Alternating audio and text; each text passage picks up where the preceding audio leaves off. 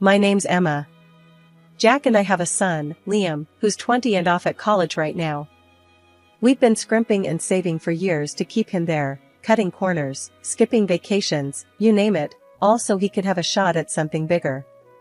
We live in the house my grandmother left us when she moved into a nursing home. It's large, comfy, but nothing fancy, just feels like home. Jack works at the local hardware store, and I manage the front desk at a doctor's office. We make do, living a no-frills kind of life, and that's just fine by us. It was a Thursday afternoon, sun hanging just right, made you think about calling it a day early. But then Jack's phone rang, cutting through any thoughts of an early weekend. I was chopping carrots, mind half on dinner, half on a list of bills that needed paying, when I heard him answer. Hello? Mom? Slow down, what's wrong? His face went white as he listened. I stopped what I was doing, towel in hand, watching him pace. He ended the call, looking shaken. That was my dad, he said, sinking into the couch like his strings had been cut. Their business tanked. Bankrupt.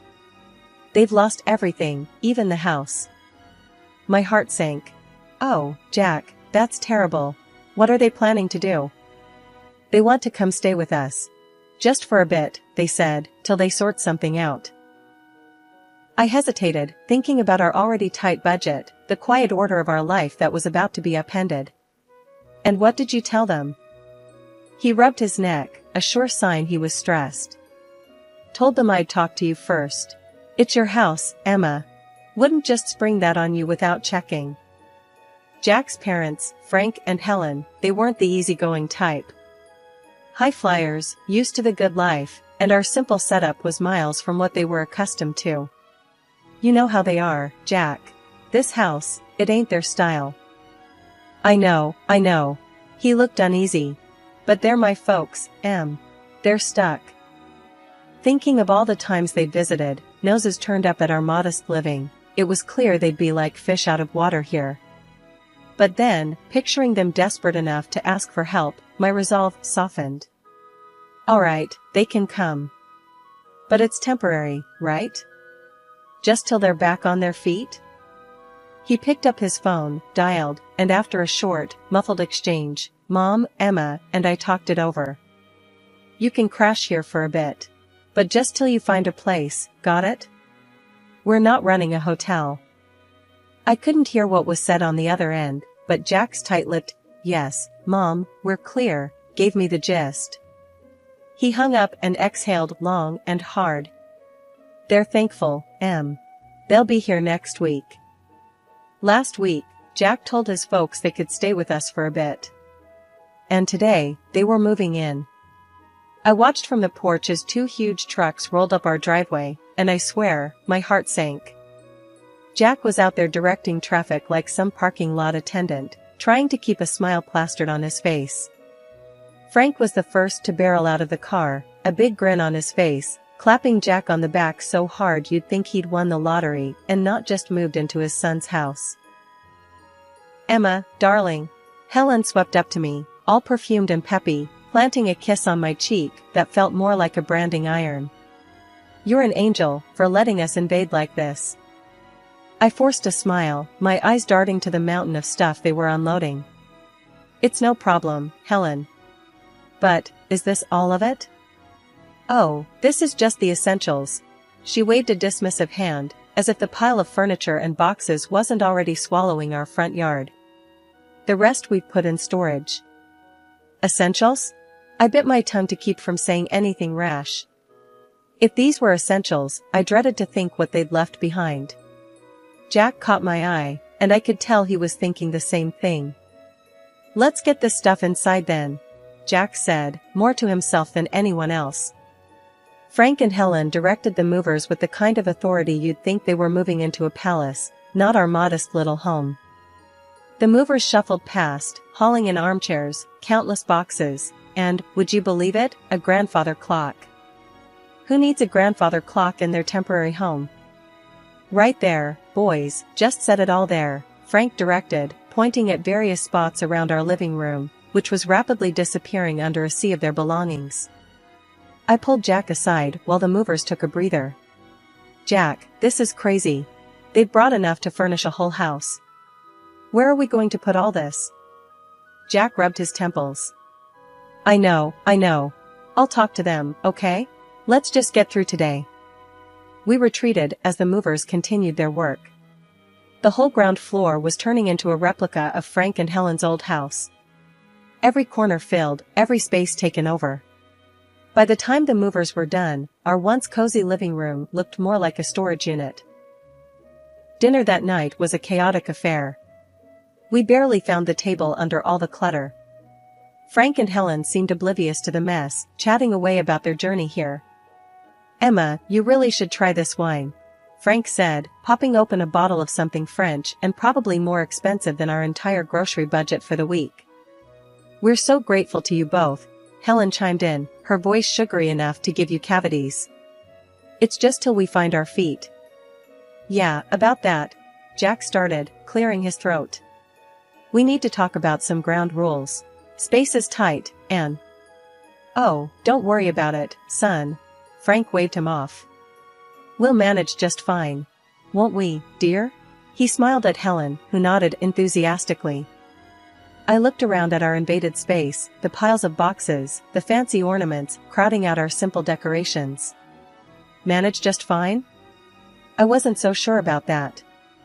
Living with Frank and Helen had been an adjustment, to put it mildly. A few days have passed since they moved in, and just when I thought we'd settled into some kind of routine, the kitchen became the new battleground. It was a Tuesday evening, and I was fixing dinner like usual. Something simple and hearty, spaghetti with a homemade tomato sauce. I was stirring the pot when Helen waltzed into the kitchen, her nose wrinkling as if she'd just walked into a barn. What's that smell? She asked, her tone dripping with disdain. It's dinner, I replied, keeping my voice as steady as I could manage. Spaghetti night. Spaghetti? She scoffed, peering over my shoulder. Where's the meat? The fresh herbs? This is what you feed us? Jack, hearing the commotion, wandered in, drying his hands on a dish towel. What's the problem?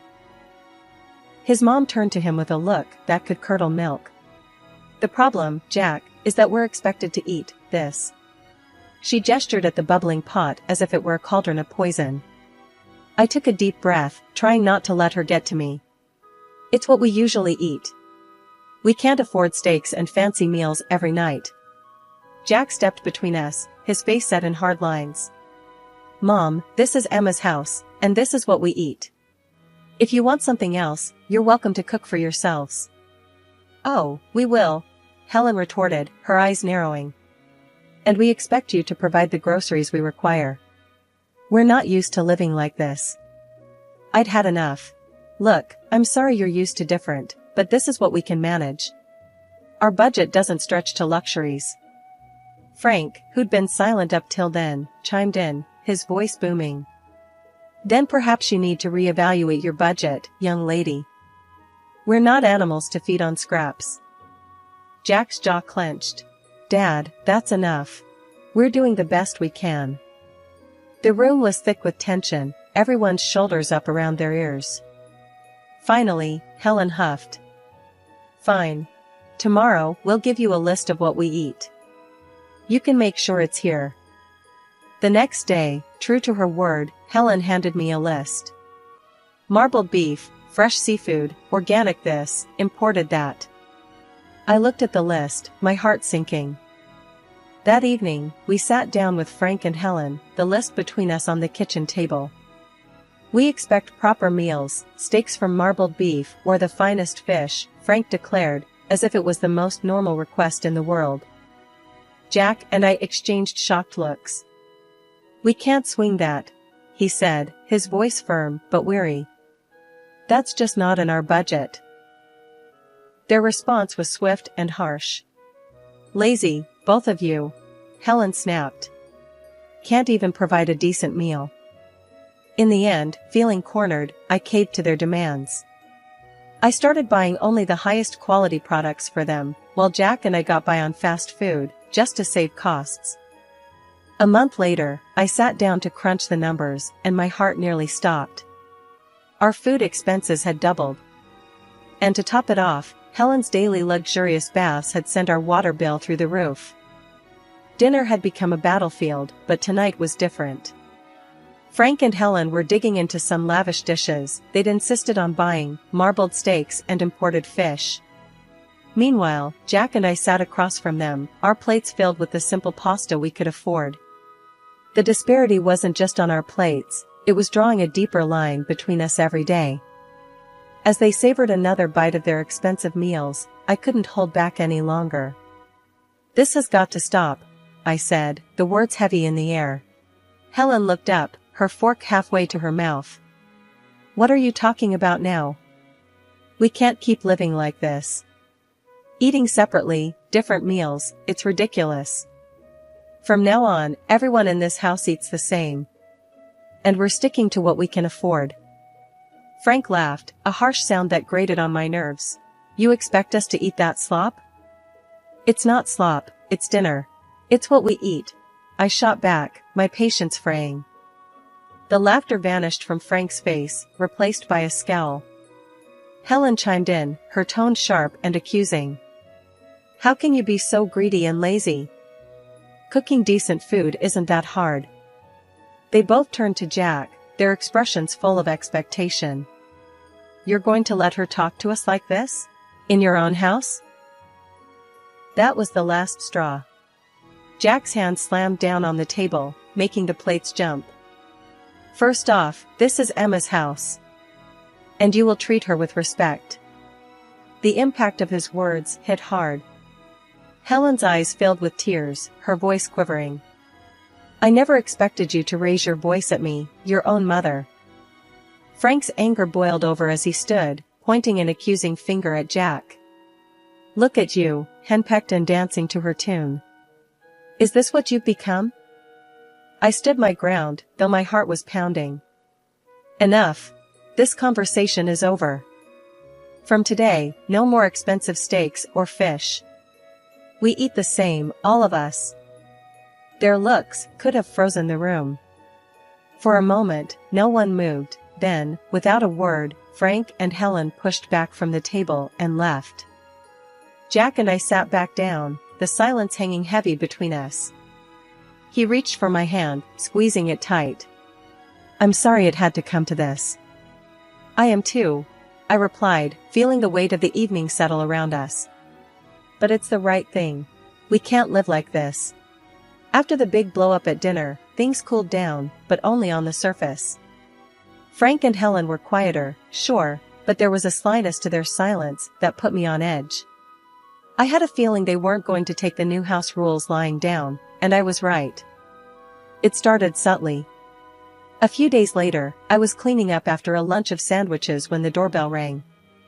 I wiped my hands on a towel and headed to the front door, expecting maybe a package or a neighbor. But when I opened it, there stood a delivery guy holding a large, aromatic bag from some high-end restaurant in town. "Delivery for Emma," he said, glancing at his clipboard. I was puzzled. There must be some mistake. I didn't order this. Just then, Helen appeared behind me, her smile a bit too wide. "Oh, I took the liberty of ordering for us. I thought we deserved a nice meal after all the recent discomfort." I frowned, taking the bag hesitantly. "Helen, we talked about this. We're cutting back on expenses." She shrugged, her eyes avoiding mine. "I thought it was on your tab, dear. My mistake." Jack walked in from the kitchen, overhearing us. "What's going on?" "Your mother decided we deserved an expensive lunch," I said, the weight of the bag in my hands suddenly feeling heavier. Jack's expression hardened. "Mom, we agreed, no more of this." Frank stepped into the hallway, his voice booming. "What's a little lunch going to hurt? You can't expect us to live like monks forever." I set the bag down on the entryway table, feeling the frustration bubble up. "It's not just lunch. It's every meal, every extra expense we can't afford. We told you, we're sticking to a budget." Helen's face turned cold. "Well, if you're going to make such a fuss over a simple meal, I suppose we won't bother next time." Jack pinched the bridge of his nose. It's not just about the meal, it's about respecting the rules of the house. You can't keep going behind our backs. The conversation went in circles for a few more minutes until Frank and Helen retreated to their room, leaving the uneaten, expensive lunch on the table. Jack and I looked at each other, the unspoken agreement hanging between us that this couldn't go on. I'll call the restaurant, explain the situation, and cancel any future orders made without our consent, I said, picking up the phone. Jack nodded, his jaw set. I'll talk to them again. This sneaky stuff has to stop.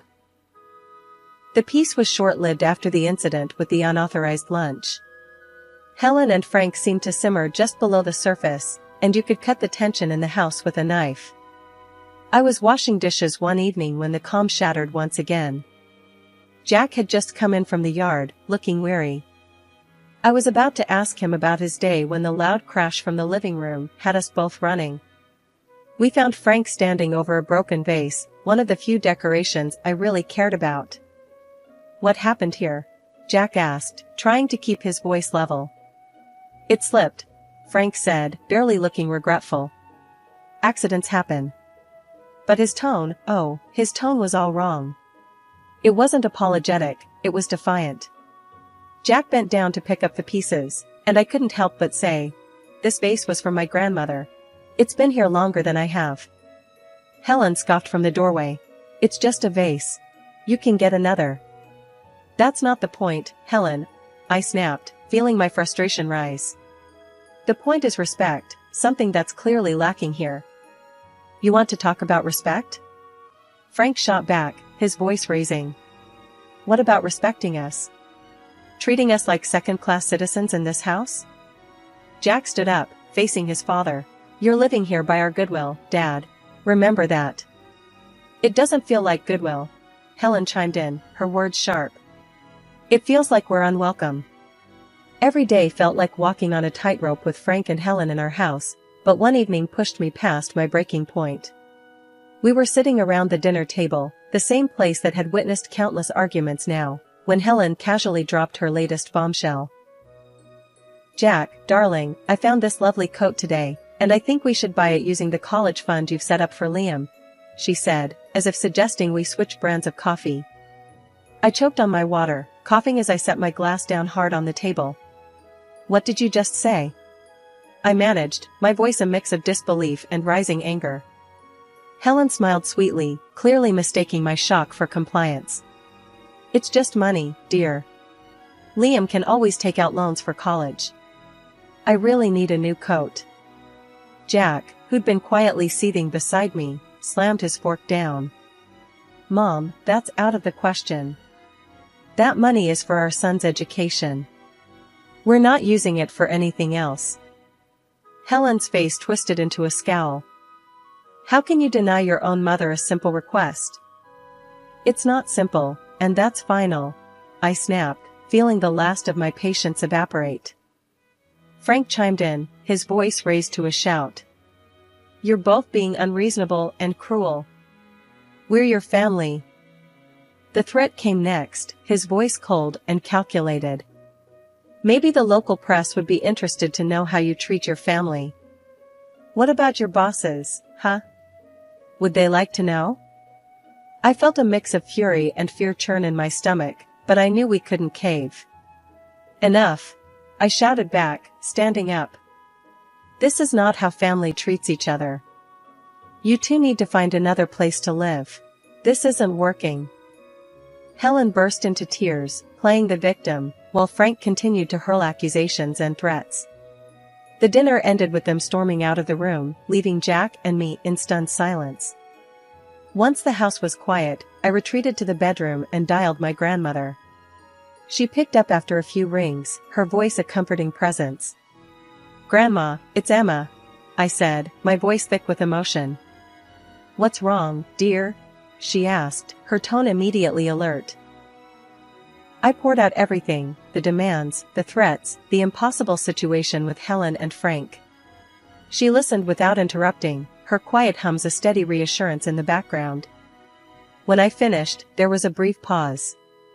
Then, decisively, she said, "I'll come to stay with you for a couple of months. Are you sure, Grandma? What about the nursing home? I'm sure. It sounds like you need me there, and I'm not one to sit by when my family is in trouble, she declared, her voice resolute. When Grandma arrived, it was like a gust of fresh air swept through the house. She might have been older and moved a little slower, but her spirit was as fiery as ever.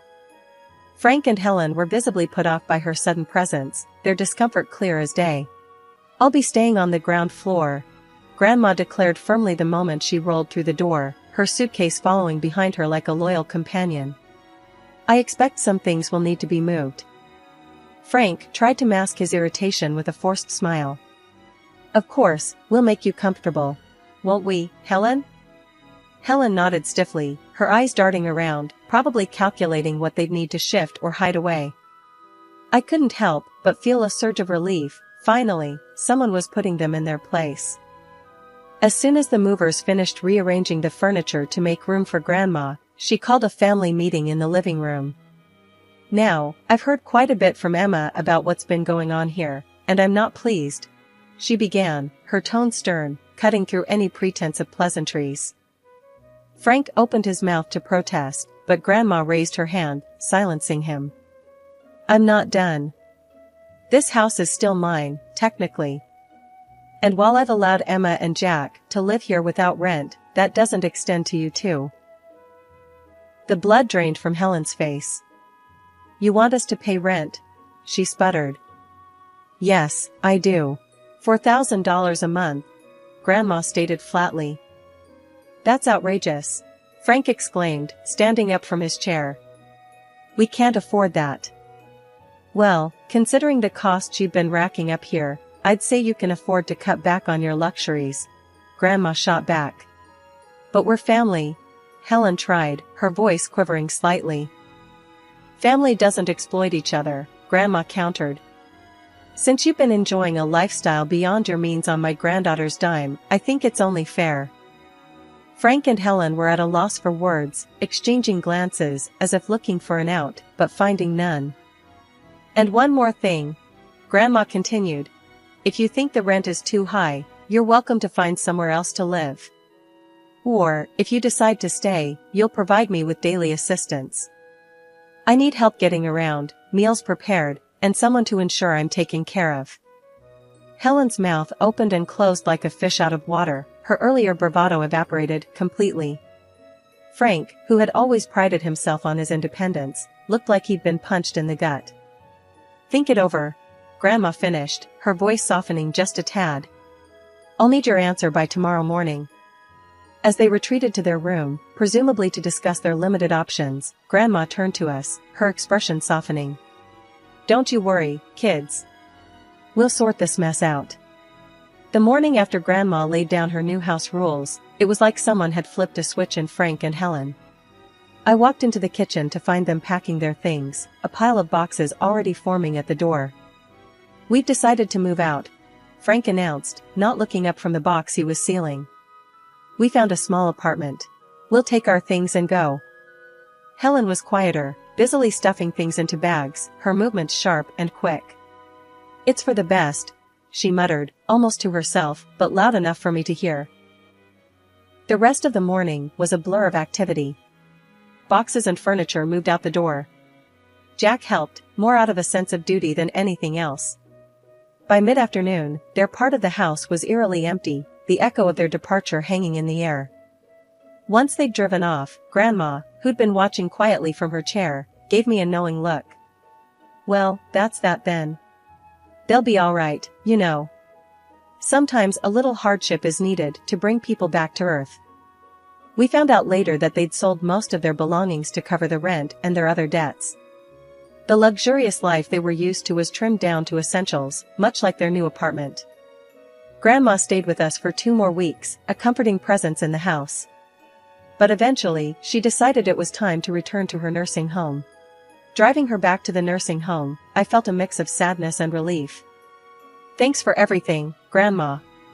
We couldn't have managed without you. She waved off my thanks with a chuckle. Oh, nonsense. You're stronger than you think. Just remember to stand up for yourselves. No one else will do it for you. I hugged her goodbye, promising to visit soon. When I got home, the house seemed bigger, quieter. That night, we sat on our porch, the evening air cool and pleasant. Life had thrown us a curveball, but we had caught it, dealt with it, and were ready to move on. Whatever came next, we knew we could handle it together, with or without anyone else's approval.